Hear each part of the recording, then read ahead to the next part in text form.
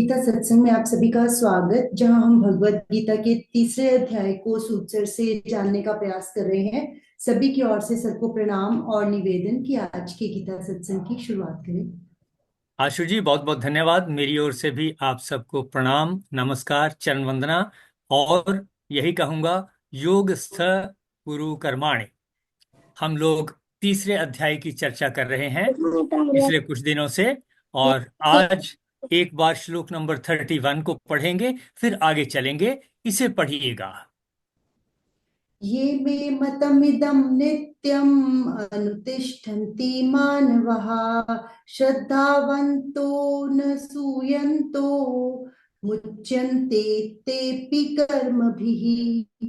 जो कोई मनुष्य दोष दृष्टि से रहित और श्रद्धा युक्त होकर मेरे इस मत का अनुसरण करते हैं, वे भी संपूर्ण कर्मों से छूट जाते हैं। देखें, फिर से मैं पढ़ता हूं इसको। जो कोई मनुष्य दोष दृष्टि से रहित, ये हमने विस्तार में डिस्कस किया कि गलतियां नहीं निकालनी, फॉल्ट फाइंडिंग नहीं करनी, छिद्रान्वेषण से बचना है।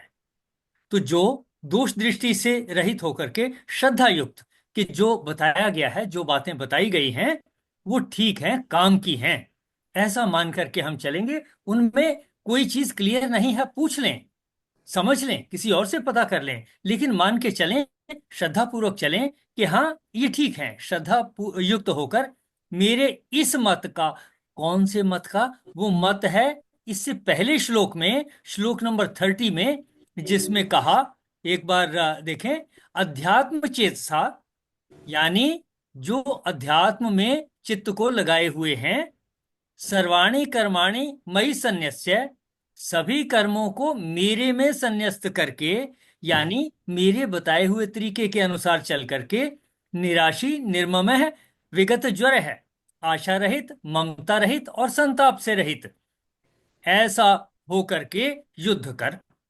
ये उनका मत है, जिसके बारे में श्लोक नंबर 31, जिसको आज हमने कहा कहा मैं इदम मतम, मेरे इस मत का नित्यम अनुतिष्ठन्ति, सदा अनुसरण करते हैं।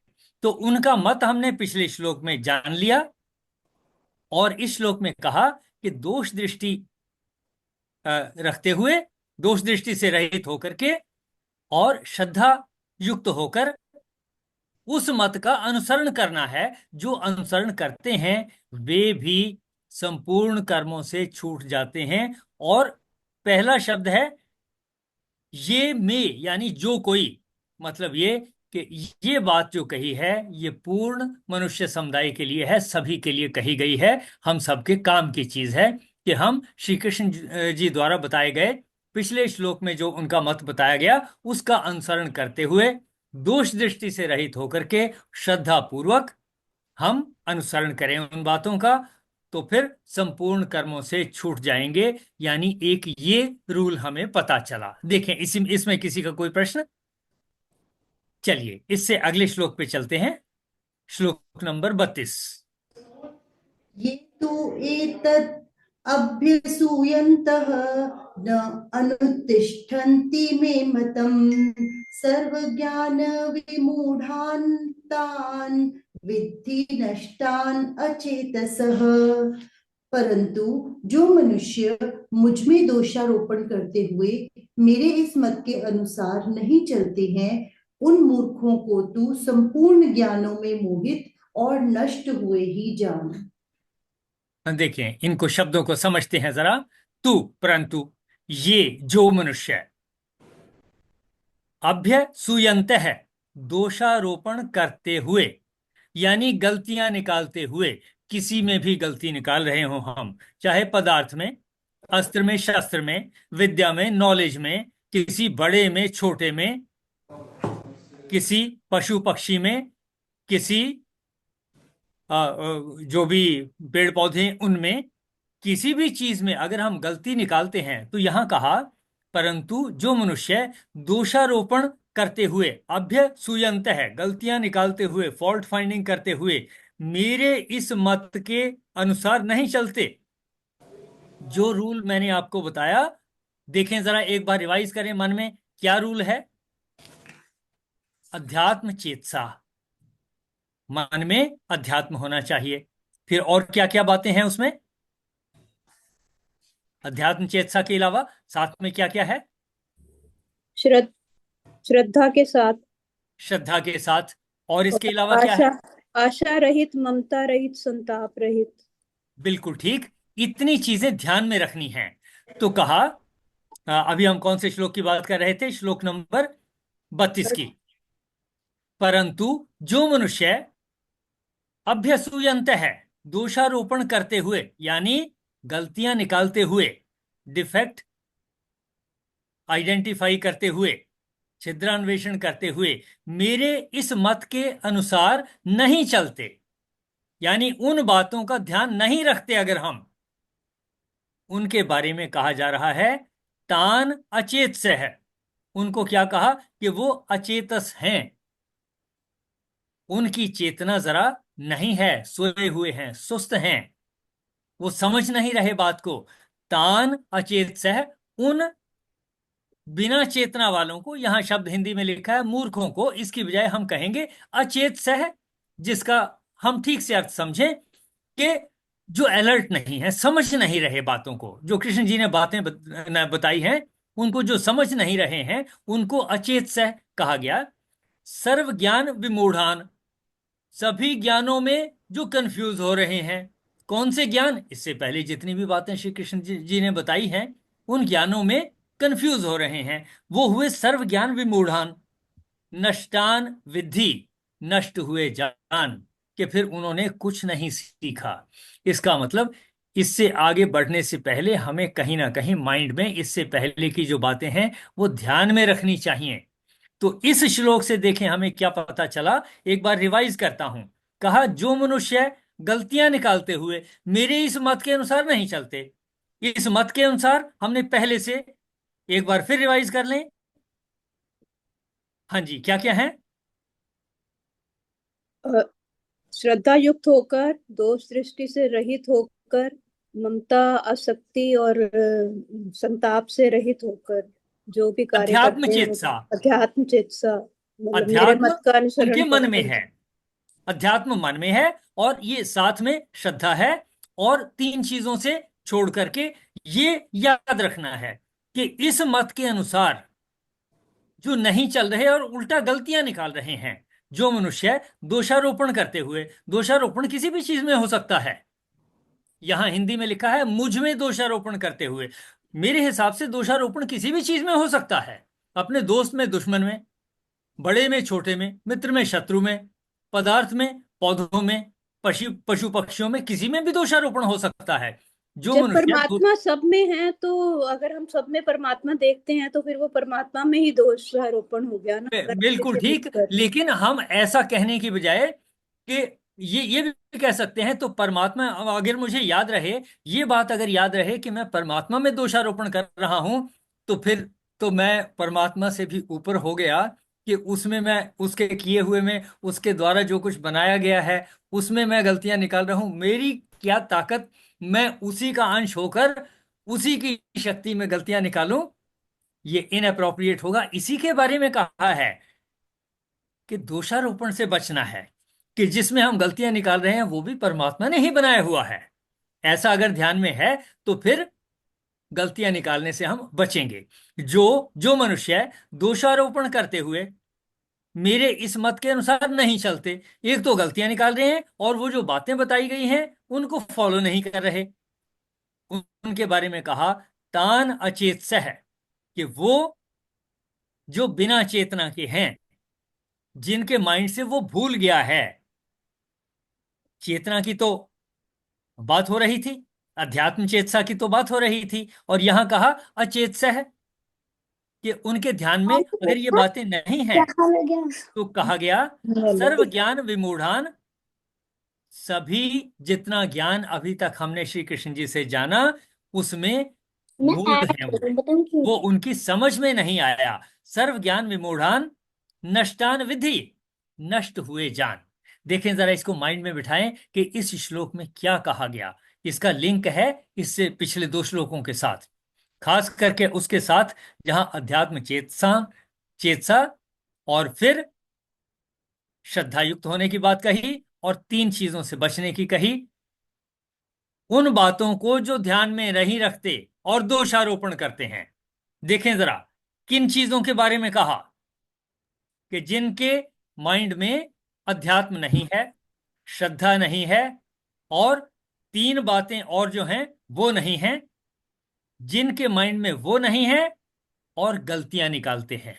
चौथी बात ये हो गई, जो इस मत के अनुसार नहीं चलते, इस तरीके से हैं, उनको कहा कि वो उनको नष्ट हुए ही जान। उन अचेतस लोगों को सर्व ज्ञान विमूढ़ान ऐसा समझ कि सभी ज्ञान के लिए वो मूढ़ ही हैं, ज्ञान में कंफ्यूज ही हो रहे हैं, ज्ञान उनको नहीं है। कोशिश करें जरा इस श्लोक को समझने की कि इसमें क्या बताया कि कौन है जो नष्ट हो रहे हैं या मूढ़ हैं, जो कंफ्यूज्ड हैं, कौन है। पहली बात क्या है, जो कंफ्यूज है उनकी क्या कैरेक्टरिस्टिक है?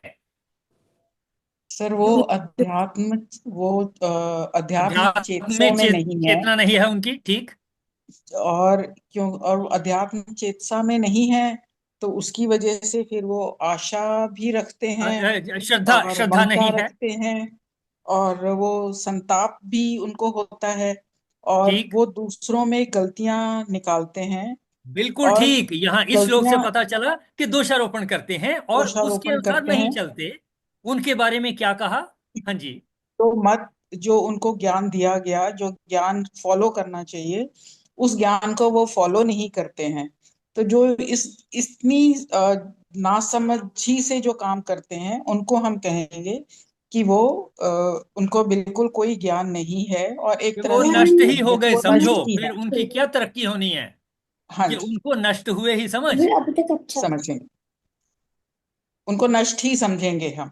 उनको नष्ट ही समझेंगे क्योंकि उन्होंने समझेंगे। अभी तक, इसका मतलब ये कि अभी तक अगर मैं भी भगवत गीता की बताई हुई बातें, और खास करके ये जो इससे पीछे बताई, जिसको मैं बार बार रिपीट कर रहा हूं, अध्यात्म चेतसा, अध्यात्म, हाँ हमारे जी, चेतन में अध्यात्म होना चाहिए, होना श्रद्धा चाहिए। होनी चाहिए, उसके बाद आशा रहित, संताप रहित, ममता रहित।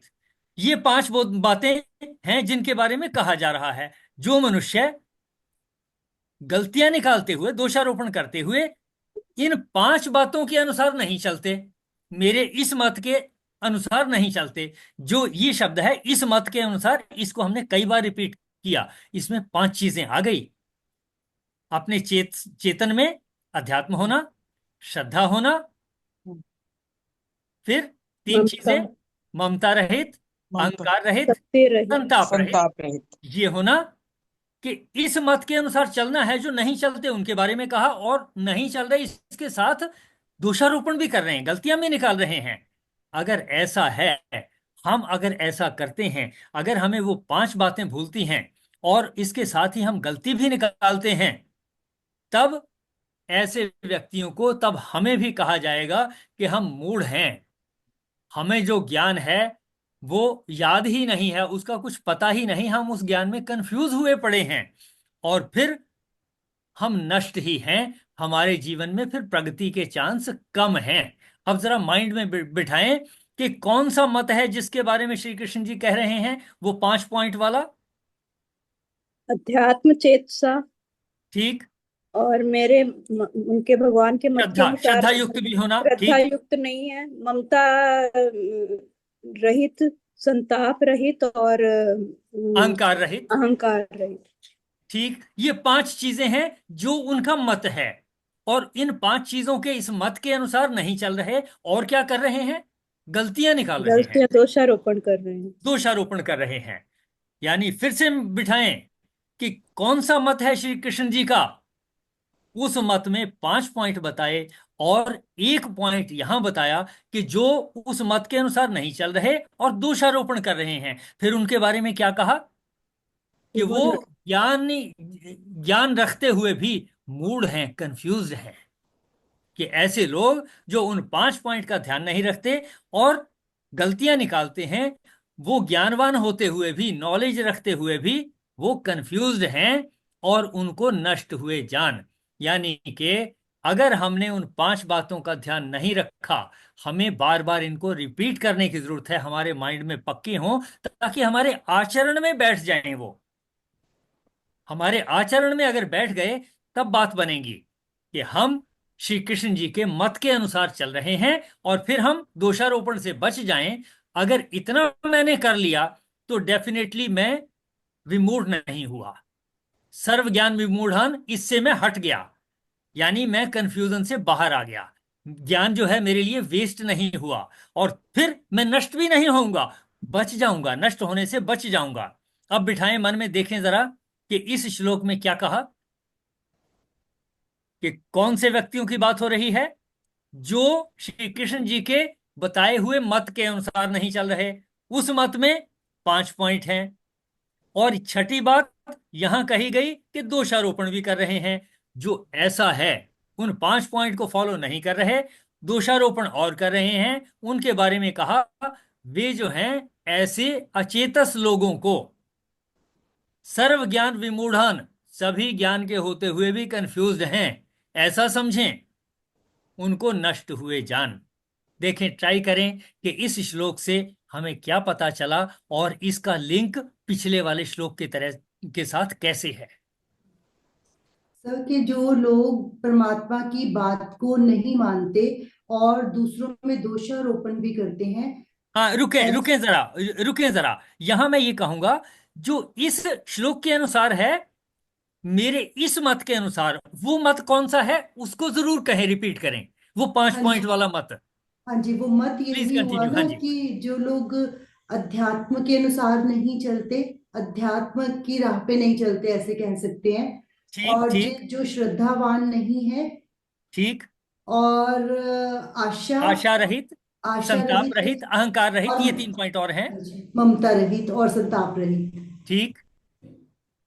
तो जो इन ऐसे चीजों को 5 को फॉलो नहीं फॉलो कर रहे, नहीं और करते क्या कर रहे हैं गलती, और दूसरों में फॉल्ट निकालते हैं, फॉल्ट निकाल रहे हैं, जो ऐसा कर रहे हैं उनके बारे में क्या कहा, वो कि नष्ट वो हो जाते हैं। मूढ़ हैं, उनकी नॉलेज जो है वो नॉलेज के बारे में कंफ्यूज्ड हैं। सर्व ज्ञान विमूढ़ान, उन्होंने जितनी भी नॉलेज ली है उसमें वो कंफ्यूज्ड हैं, मूढ़ हैं, ऐसा समझ में आता है। और अगर ऐसा है, तब एंड रिजल्ट क्या है उसका, नष्ट हुए ही जान। ऐसे व्यक्तियों को नष्ट हुए ही जान। somebody else also to try, कि इस पूरे श्लोक का जैसा अभी तक आशु जी ने भी एक्सप्लेन किया, क्या मीनिंग बनता है, ताकि ये हमारे माइंड में बैठ जाए और हम इसके अनुसार आचरण शुरू करें।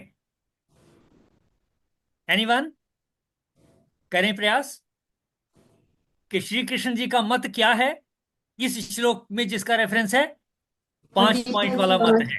पांच हरदीप बात भाई साहब बोले कि हरदीप भाई साहब करें ट्राई कि श्री कृष्ण जी का मत कौन सा है, जिसका रेफरेंस, जिसका जिक्र हो रहा है इस श्लोक में। 5 गीतांजलि जी, पॉइंट वाला मत है, हाँ जी। कुसुम जी। करें ट्राई। 5 पॉइंट वाले मत में पहली चीज है अध्यात्म चेतसा, हमारे चित्त में अध्यात्म होना चाहिए। दूसरी बात है श्रद्धावान होना। फिर 3 पॉइंट और कौन से हैं, अहंकार रहित, ममता ममता रहित, रहित, संताप रहित। संताप रहित। ये 5 हुए। बिठाएं जरा, इसी को रिपीट करें कि श्री कृष्ण जी का कौन सा मत है जिसकी चर्चा इस श्लोक में हो रही है। उस मत के 5 पॉइंट कौन से हैं, करें कोशिश। अध्यात्म चेतसा, ठीक श्रद्धा, ठीक अहंकार रहित, ठीक। संताप रहित और ममता रहित। ये 5 हैं जिनके बारे में बात हो रही है, जिसके बात है, बारे में श्री श्री कृष्ण जी कह रहे हैं जो मेरे इस मत के अनुसार नहीं चलते। नहीं और चल, गलती क्या करते हैं, दोषारोपण 7 करते हैं। दोषारोपण करते हैं, कि जो श्री कृष्ण जी के उस मत के अनुसार, 5 पॉइंटों वाले मत के अनुसार नहीं चलते और दोषारोपण करते हैं, उनको क्या कहा, वो कैसे हैं, ज्ञान में नष्ट विमूढ़ हुआ हैं, जानो, विमूढ़ ज्ञान है। में, पूरे ज्ञान में कंफ्यूज्ड हैं। क्या कहा उसके, उनके बारे में, कि वो ज्ञान के बारे में कंफ्यूज्ड हैं, मूड हैं। तो उनको क्या समझना है, नष्ट हुआ जानो। नष्ट नष्ट हुआ हुआ जान। संचय। हाँ जी। देखें जरा इस श्लोक का, इनको क्योंकि सर इसका, हाँ जी, इनको सर अशांत भी कह सकते हैं ना, कि अशांत चित्त वाले हैं, कि उनका मन भी जो ऐसे है वो एक तरह से अशांत है, हाँ ये जैसे ठीक, सम भाव में नहीं है, अशांत है, मतलब मूड वैसे बिल्कुल ही हो ठीक, गया ना। उसके मन में, जो अशांत है उसके मन में संताप रहेगा। बिल्कुल ठीक जो आप कह रही हैं, ठीक कह रही हैं, मिलते जुलते शब्द हैं, मीनिंग हमारी समझ में आता है। इस श्लोक से हमें बड़ा क्लियर माइंड में बैठ जाना चाहिए कि हमने श्री कृष्ण जी के कौन से मत को फॉलो करना है। नंबर एक, चित्त को अध्यात्म में लगाना है। नंबर दो, श्रद्धा सहित हमने काम करने हैं, श्रद्धा रखनी है, कही भाई उनकी कही गई बातों में श्रद्धा रखनी है। तीसरा, अहंकार से बचना है, और ममता से ममता से बचना है, संताप से बचना है। ये है श्री कृष्ण जी का मत, जिसके बारे में इस श्लोक में कहा कि जो मेरे इस मत के अनुसार नहीं चलते और साथ में दोषारोपण भी करते हैं, उनके बारे में कहा कि वो तो कंफ्यूज ही हैं, वो नॉलेज के बारे में कंफ्यूज्ड हैं, वो अचेतस हैं और सर्व ज्ञान विमूढ़ हैं। जितनी नॉलेज उन्होंने पाई है उसके बारे में वो कंफ्यूज्ड हैं। और अगर ऐसा है तो कहा उनको नष्ट हुए जान। तो हमें बार बार इसकी रेपिटेशन करनी होगी, याद करना होगा। हाँ जी, और किसी का कोई पॉइंट, फिर आगे चलेंगे। एनीवन? चलिए गिलास मंदिर में आ गया। चलिए आशु जी, इससे अगले श्लोक पे चलते हैं। जी सर। श्लोक नंबर 33। जी सर। सदृशं चेष्टते स्वस्याः प्रकृतिः ज्ञानवान् अपि प्रकृतिं यान्ति भूतानि निग्रहः किं करिष्यति। ज्ञानी पुरुष भी अपनी प्रकृति के अनुसार कार्य करता है, क्योंकि सभी प्राणी तीनों गुणों से प्राप्त अपनी प्रकृति का ही अनुसरण करते हैं। भला दमन से क्या हो सकता है। समझते हैं संस्कृत के शब्दों को भी और अर्थ को भी।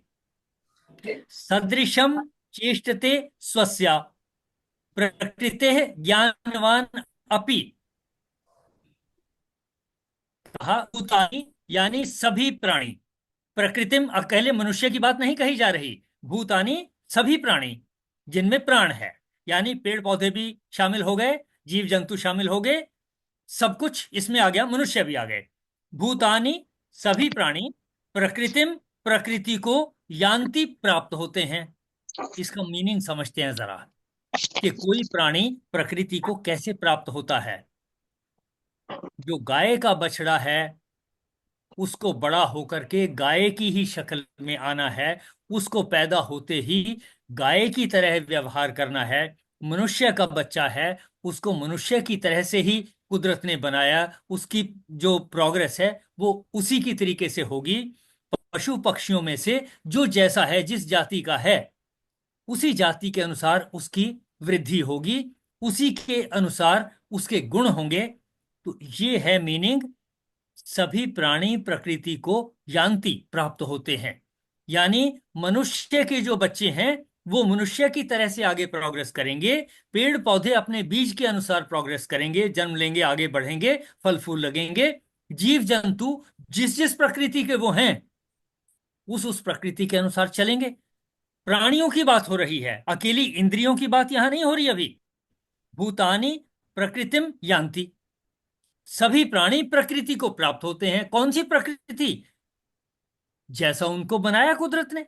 मुझे मनुष्य बनाया, किसी को पुरुष बनाया, किसी को स्त्री बनाया, किसी को पेड़ पौधा बनाया, किसी को जीव जंतु बनाया, कुछ भी बनाया, तो सभी प्राणी प्रकृति को प्राप्त होते हैं। यानी जैसा उन्होंने सीखा, एक पक्षी का बच्चा जैसे ही थोड़ा बड़ा होता है वो चोंच से दाने चुगने शुरू करेगा और कीड़े मकोड़े पकड़ने के प्रयास नेचुरली उसको आएंगे। यानी जो प्रकृति ने उसको जो शक्ति दी है उसको वो प्राप्त होता है।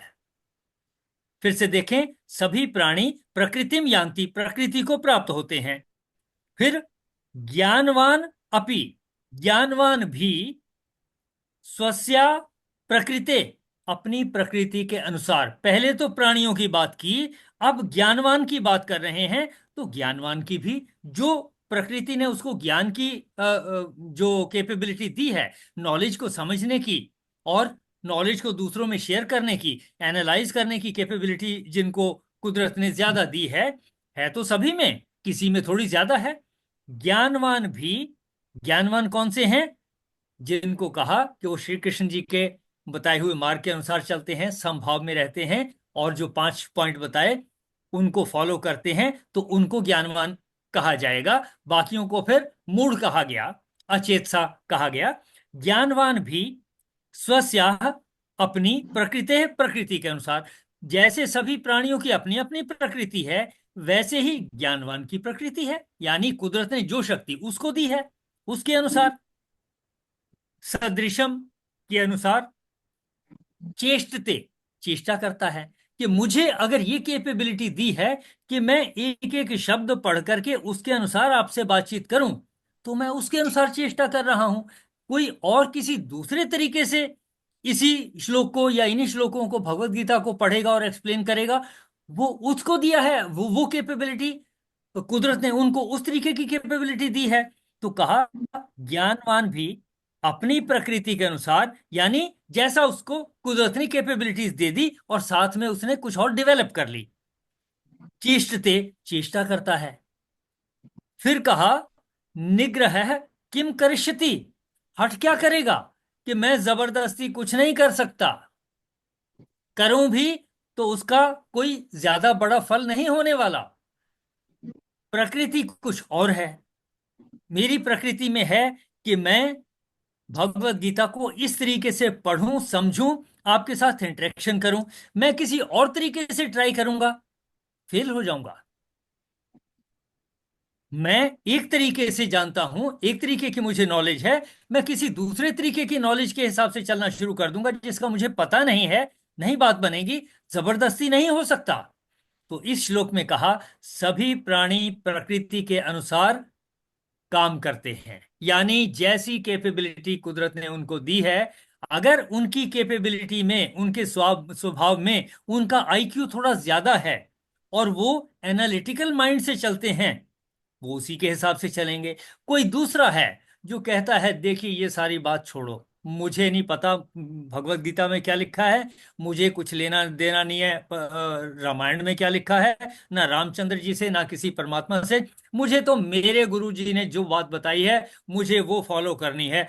ये भक्ति योग का हो गया, उसकी प्रकृति इस तरीके की है, उसको जबरदस्ती कुछ और करने की जरूरत नहीं है, वो उसी को फॉलो करेगा। तो कहा सभी प्राणी प्रकृति को प्राप्त होते हैं, कोई ज्ञान या योग की तरफ है, कोई कर्म योग की तरफ है, कोई भक्ति योग की तरफ है, कोई किसी और चीज की तरफ है, कोई साइंटिफिक रिसर्च में लगता है, कोई स्टोरीज लिखता है, कोई पोएट्री लिखता है, कोई नॉवल लिखता है, ये उनकी प्रकृति है।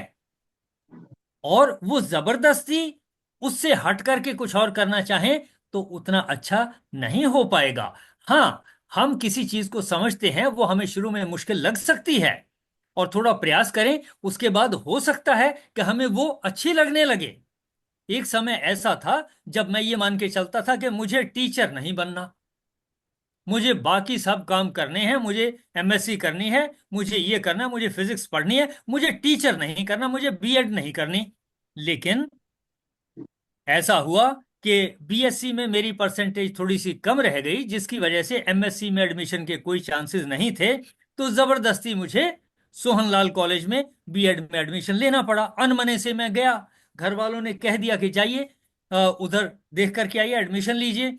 अनमने से गया, लेकिन परसेंटेज बीएड के हिसाब से अच्छी थी, एडमिशन मिल गया, बीएड कर ली। मुश्किल से 50% नंबर आए, जरा सा थोड़ा सा 1-2 नंबर ज्यादा हुए होंगे, बड़े मुश्किल से क्लियर हुआ। लेकिन जब मैं टीचर लगा तो ऐसा इंटरेस्ट आया बच्चों में, पढ़ने में, पढ़ाने में, कि उसके बाद ये लगा कि इससे अच्छा तो कोई काम ही नहीं है। और फिर सब्सिक्वेंटली जब मैं आर्मी में गया तो लगा ये एक बहुत बड़ी अपॉर्चुनिटी हो गई, इतना अच्छा मौका ये तो हमने कभी सोचा ही नहीं था। हमारे बड़े ब्रदर ने कह दिया कि ये तुम्हें इंटरव्यू का लेटर आया हुआ है, तुम गए क्यों नहीं। मैंने कहा मुझे छुट्टी लेनी पड़ेगी विदाउट पे, अभी अभी मैंने ज्वाइन किया है, तो कैसे जाऊंगा। वो कहता है आप छोड़िए बात को, पैसे मैं दूंगा आपको, खर्चा भी मैं दूंगा, जितने आपकी विदाउट पे हो जाएगी उसके भी पैसे मैं दूंगा, आने जाने के भी मैं दूंगा, आने जाने का तो आपको फ्री मिल ही जाएगा, आप जाओ, आप सिलेक्ट मत होना, आप सिर्फ अटेंड करके आ जाओ। मैं चला गया और मुझे 1 दिन पहले, 2 दिन पहले एक हमारे वहां मित्र थे जिन्होंने ट्रेनिंग ली हुई थी, उनसे जाकर के हमने पूछा उन्होंने इंटरव्यूज देने की थोड़ी ट्रेनिंग ली थी, उनसे सीख लिया, थोड़ा बहुत सीख लिया। उन्होंने कहा कि जी वो आपको चित्र दिखाएंगे और आपको फोटो में देख करके 3 मिनट में उसके ऊपर कोई स्टोरी लिखनी होगी।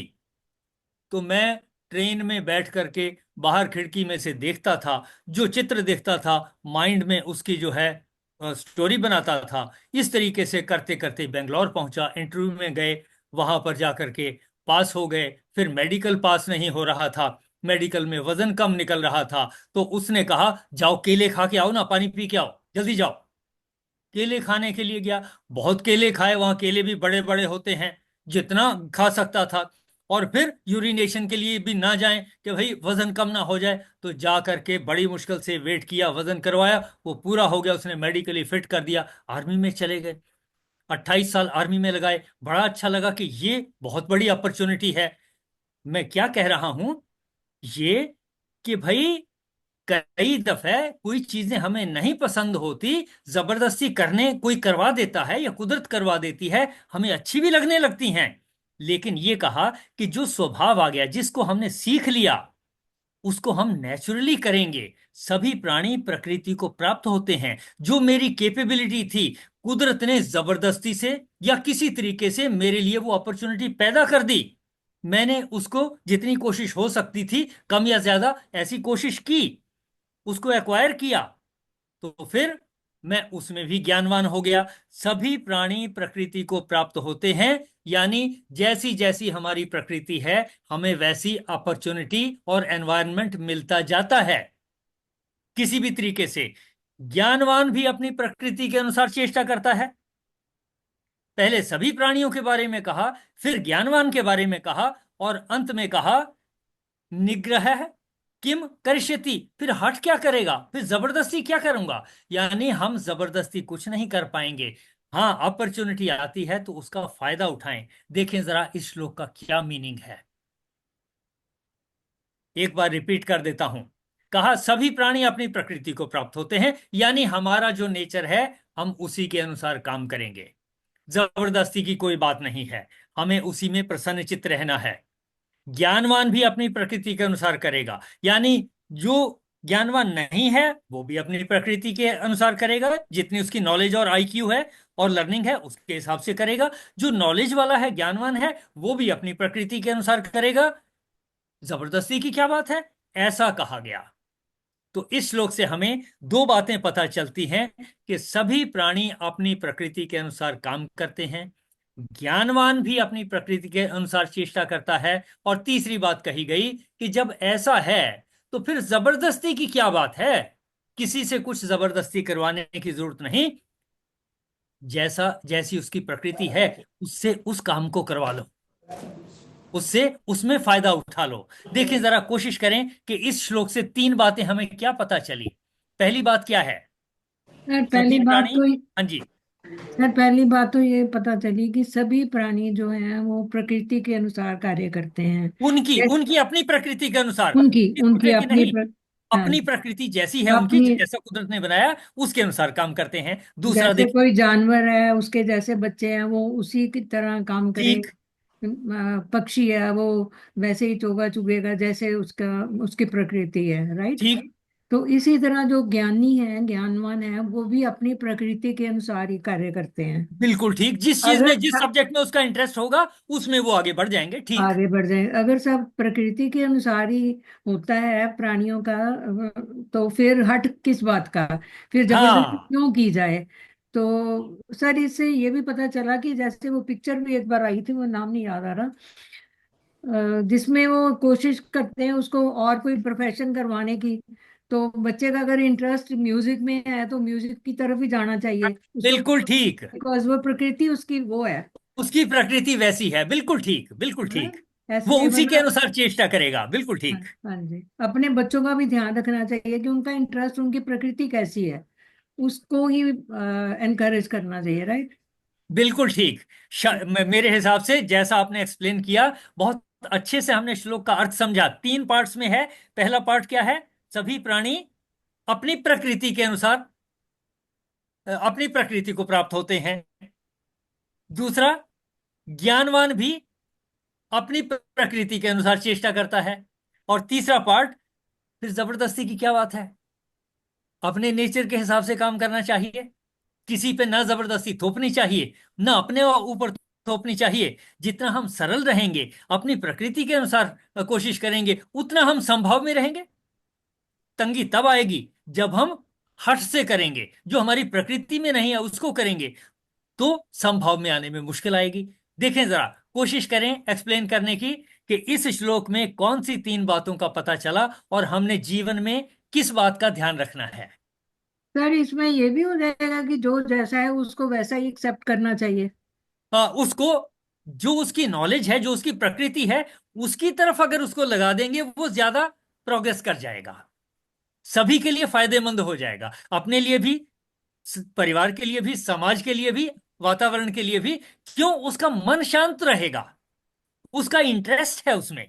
राइट, ठीक है ये सर। जो आपने बात कही बिल्कुल ठीक कही, ठीक कि जैसी जिसकी प्रकृति है उसके हिसाब से उसको डेवलप होने दे। अपने बच्चों को भी जिस चीज में उनका इंटरेस्ट है, हाँ, अब उनको अगर नहीं पता कि किस में इंटरेस्ट है, जैसे मैंने कहा मुझे नहीं पता था, मैं पहले सोचता था टीचर नहीं बनना, फिर जब बन गया तो बहुत अच्छा लगा, सोचा कि ये करूंगा वो करूंगा। एनवायरनमेंट देना चाहिए, कोशिश करनी चाहिए, चेक कर लेना चाहिए कि किसकी प्रकृति किस तरफ को है, ऐसा। देखें जरा, एनीवन एल्स? आज की चर्चा को इसी श्लोक तक सीमित रखेंगे, जो भी थोड़ा समय और है उसमें इसी के बारे में चर्चा करें कि इस श्लोक से हमने क्या सीखा। यानी हठ नहीं करना है, सभी प्राणी अपनी प्रकृति को प्राप्त होते हैं, यानी उसके अनुसार ही करेंगे। ज्ञानवान भी अपनी प्रकृति के अनुसार चेष्टा करता है। और तीसरी बात कि फिर किसी का हठ क्या करेगा, यानी हमें किसी के ऊपर जबरदस्ती करनी भी नहीं चाहिए, हठ नहीं करना चाहिए, उसको अपने ऊपर भी नहीं कि जी पेरेंट्स ने कह दिया अब मैं जबरदस्ती लग जाऊं इसमें, वो भी ठीक नहीं होगा। इन चीजों को थोड़ा सा मॉडिफाई करके अपने आप को एडजस्ट करके चलना है। समबडी टू ट्राई, कि क्या समझा सर, हमने इस श्लोक से? हाँ जी, सर एक प्रश्न पूछ सकता हूँ सर? हाँ जी, हाँ जी, कहें। सर मुझे जानना था कि सर प्रकृति और स्वभाव में कोई फर्क होता है सर? हाँ देखें, मैं कोशिश करता हूं।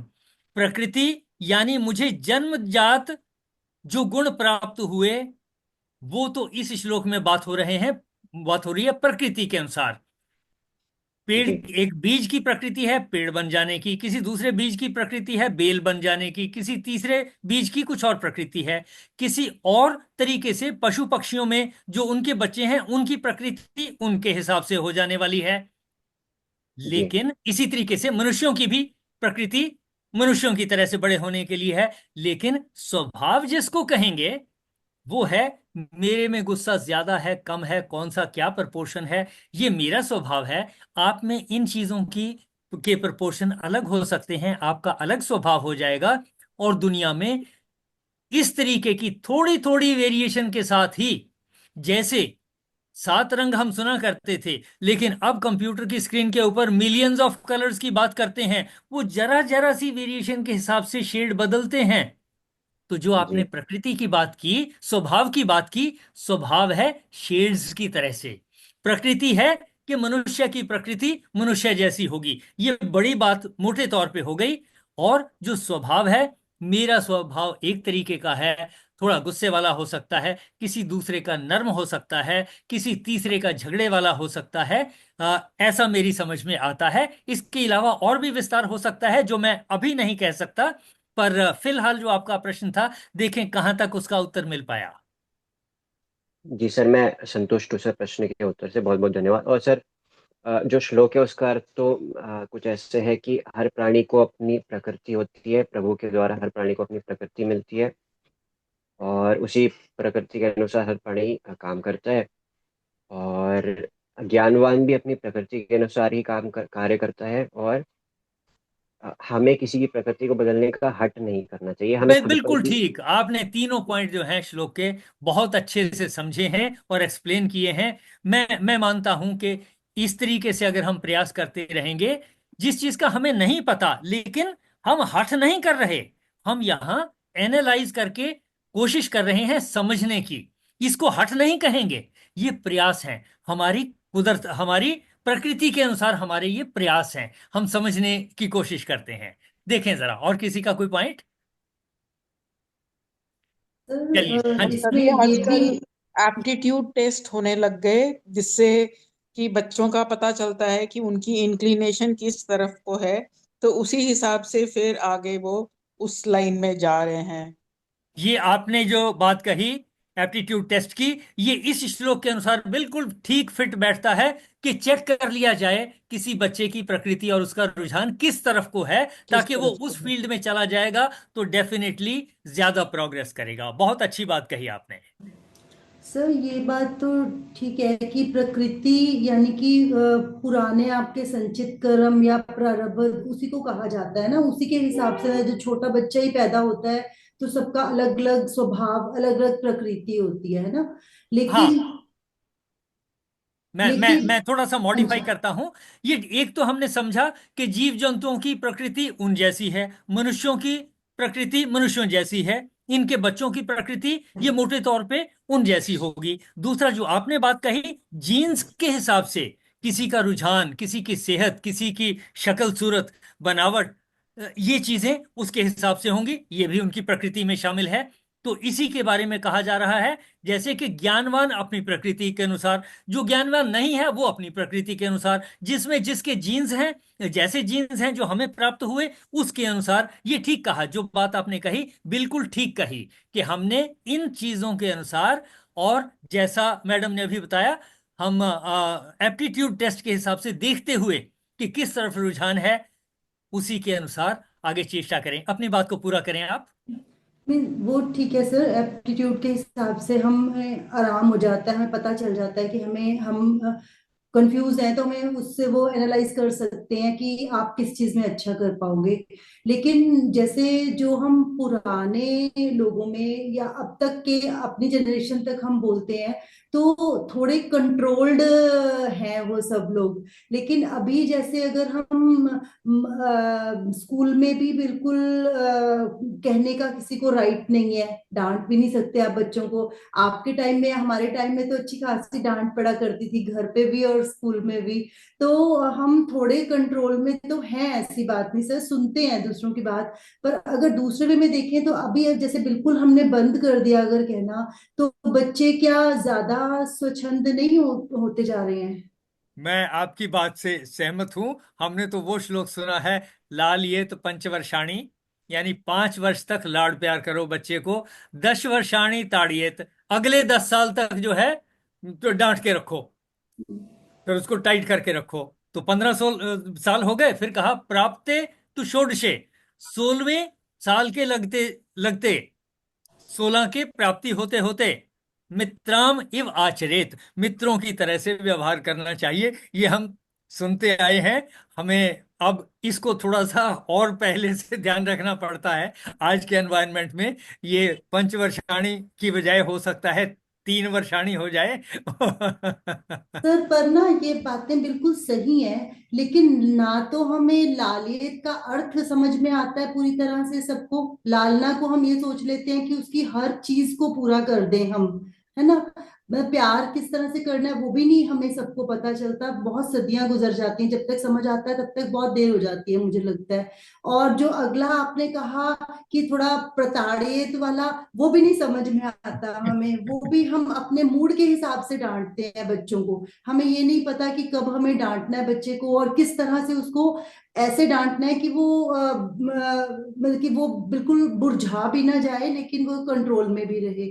और वो जो तीसरा आपने कहा मित्र वाला, वो भी नहीं सर समझ में आता। मित्र को आजकल मतलब कि फादर्स को या बड़े ये सोचने लग जाते हैं कि आप उनके साथ कुछ भी कर रहे हो, यानी कि मित्र का मतलब होता है जहां आप अपने हृदय की बात को दूसरे के हृदय से मिला सको, पूरी ओपनली कह सको, उतना टाइम दे सको कि वो सुने आपकी बात को आके। तो इन चीजों का अर्थ भी बहुत गहराई से समझना सर हम सभी के लिए बड़ा इम्पोर्टेंट है। और प्रकृति के अनुसार हम ये सोच के छोड़ भी नहीं सकते कि चलो हर बंदे ने अपनी प्रकृति के हिसाब से काम करना है तो ये बच्चे ने तो अपनी प्रकृति के हिसाब से ही रहना है, हमें क्या जरूरत है इसके ऊपर मेहनत करने की। हठ नहीं करना, लेकिन मेहनत तो सर करनी ही पड़ती है ना। ये बात आपकी बिल्कुल ठीक है, और मेरा मानना ये है कि इसका अगर एक पॉसिबल सॉल्यूशन मेरे हिसाब से हो तो मैं ये चाहूंगा कि अपने एजुकेशन सिस्टम में ये जो बातें हैं सामाजिक व्यवहार की, सामाजिक ज्ञान की, सोशल स्टडीज की पुस्तकें तो हम पढ़ते आए हैं, लेकिन सामाजिक व्यवहार की, बच्चों के साथ कैसे डील करना है, बड़ों के साथ कैसे करना है, और कैसे हमने लाइफ में पति पत्नी ने कैसे व्यवहार करना है, कहाँ क्यों डिफिकल्टीज आती हैं, बच्चों की रिलेशंस पेरेंट्स के साथ कैसे इंप्रूव हों, पेरेंट्स बच्चों के साथ अपने रिलेशंस को कैसे इंप्रूव करें, ये चीजें एक सब्जेक्ट के तौर पे अगर हमारी सभी क्लासों में शामिल हों, पहली क्लास से लेकर आगे तक जितने भी क्लासें कोई पढ़े, इन चीजों से रिलेटेड अगर चीजें सिलेबस में आ जाएं तो डेफिनेटली समाज में इंप्रूवमेंट हो सकती है, ऐसा मेरा मानना है। लेकिन कब हो पाएगी, कैसे हो पाएगी, ये मुझे नहीं पता। पर मैं ये जानता हूं कि ये बात अगर आपको भी अपील करती है तो कहीं ना कहीं आप भी किसी फोरम में ऐसी बात सजेस्ट कर सकते हो कि एजुकेशन सिस्टम में ये भी एक सुधार किया जाना समाज के लिए बहुत जरूरी है, ऐसा मैं मानता हूं। सर हाँ जी। सर मैं यहाँ पे एक छोटी चीज ये कहना चाहूंगा कि आप ये देखिए, जो चीज हमारी मॉडर्न साइकोलॉजी में बताई जाती है आज के जमाने में, कि मॉडर्न साइकोलॉजी में ये चीज कही जाती है कि जब बच्चे टीनेज में होते हैं तो उनके साथ में एक फ्रेंड की तरह रहना चाहिए पेरेंट्स को।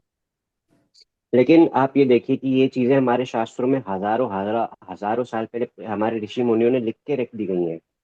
तो उनको इतना ज्ञान कैसे था कि जो चीज हमारी मॉडर्न साइकोलॉजी आज रिसर्च करके हमारे सामने ला रही है, वो हमारे शास्त्रों में हजारों साल पहले कैसे थी, वो भी इतनी सटीक। आप ये भी नहीं कह सकते कि ये चीज तो हजारों साल पहले की आज के जमाने में काम नहीं आएंगी। नहीं, ऐसा नहीं है। ये आज के जमाने में भी उतनी ही काम आएंगी जितनी पहले थी, और आगे भी आती रहेंगी। जब तक धरती रहेगी तब तक ये बातें काम आती रहेंगी सर। तो हमारे ऋषि मुनि के पास इतना ज्ञान कैसे था कि इतनी ज्ञानवान वो लोग बातें लिख के चले गए सर। सम्यक जी, मैं आपकी बात से सहमत हूं कि ये पहले से, यानी कि व्यवहार की चीजें, ये जो प्रॉपर्टीज हैं, इनकी एनालिसिस बहुत पहले से चली आ रही है। सबके सामने ऐसी समस्याएं होती थी और उन्होंने सॉल्यूशन निकाले जो कि दर्ज हैं पुस्तकों में। हम यहाँ पढ़ ही रहे हैं भगवत गीता से, हमें बहुत सारी बातें पता चल रही हैं कि ये आज के दिन में मॉडर्न साइकोलॉजी के हिसाब से चलती हैं और हमारी पुस्तकों में पहले से हैं। ये बात बिल्कुल ठीक है। अगर ये चीजें कहीं ना कहीं, जैसा मैंने सजेस्ट किया, कि अगर हमारे सिलेबस में आ जाएं, और या अदरवाइज भी जहां कहीं हैं, प्रयास हो ही रहे हैं किसी मंदिर में और जगह जहां प्रवचन होते हैं, ऐसी बहुत सारी बातें चर्चा में आती ही हैं, उससे भी फायदा होता है। लेकिन फॉर्मली अगर एजुकेशन सिस्टम में आ जाएं तो एक बड़ा चेंज और बड़ा एडवांटेज हो सकता है, ऐसा मुझे लगता है। जी, और सर आपने जो श्लोक बताया था, पंचवर्षीय लालित में, सॉरी बोलना नहीं आ रहा सर, मैंने ऋग्वेद में भी एक श्लोक ऐसा ही पढ़ा था कि उसका मुझे संस्कृत में बोलना नहीं आएगा वो, लेकिन उसका मतलब यही था कि हाँ हाँ। जो 5 वर्ष होते, पहले के 5 वर्ष होते हैं बालक के, वो माँ के होते हैं। अगले जो 8 वर्ष होते हैं वो पिता के होते हैं। और अगले जो 13 से लेके 25 साल तक के जो आयु होती है, वो वर्ष होते हैं, वो गुरु के होते हैं। ऑल राइट, ऑल राइट, बहुत अच्छा। चलिए, मेरा ख्याल है आज समय समाप्त हो रहा है। आशु जी, जी समापन सर, की ओर बढ़ें। धन्यवाद सम्यक। अच्छा लगता है जब आप बात करते हो। Thank you so much. Thank you sir, इसी के आपका ये साथ सेशन होल्ड करने के लिए सर। इसी के साथ आज समापन की ओर बढ़ेंगे। ओम पूर्णमदः पूर्णमिदं पूर्णात् पूर्णमुदच्यते पूर्णस्य पूर्णमादाय पूर्णमेवावशिष्यते। ओम शांति शांति शांति। आज की चर्चा बहुत सार्थक रही, बहुत रोचक रही। इस पूरे सहयोग के लिए मैं आप सबका आभारी हूँ। मेरी ओर से आप सबको धन्यवाद, प्रणाम, नमस्कार, चरण वंदना, और फिर कहूँगा योगस्थ गुरु कर्माणि। धन्यवाद। सभी की ओर से सर को भी प्रणाम और चरण वंदना। कल मिलते हैं अगले श्लोकों के साथ। Thank you everyone. जय श्री कृष्ण, जय श्री कृष्ण।